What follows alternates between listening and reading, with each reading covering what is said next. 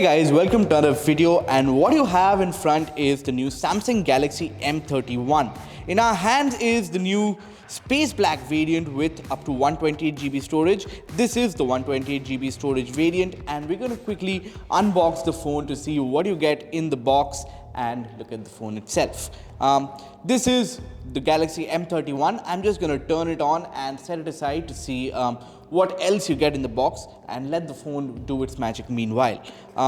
Here you get the Samsung charger here. This is the charging adapter, and based on the spec sheet, this is the 15-watt fast charger that you get in the box. And this is the USB cable that goes along with it. It's a Type-C cable, and this is more or less the length of it.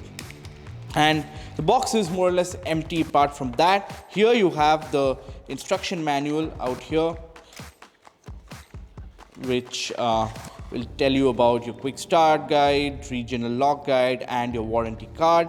And you have a SIM card remover as well.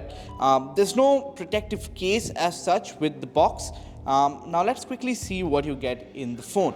The Samsung Galaxy M31 sports a 6.4-inch Super AMOLED display. It's the Infinity U display that comes with a U-shaped dot notch on top and Full HD Plus resolution. Samsung claims that this has Widevine L1 certification, so it should play all your online OTT content in HD quality at the minimum. Now, it has the Exynos 9611 under the hood and offers up to 6 GB RAM and 128 GB of storage. Now, at the back, as you can see, there are 4 cameras that's led by a 64 megapixel primary camera.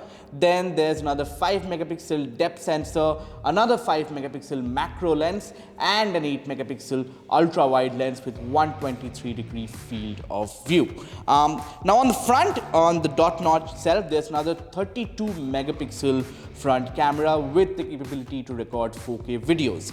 The best thing about this phone is that it comes with a 6000 mAh battery inside.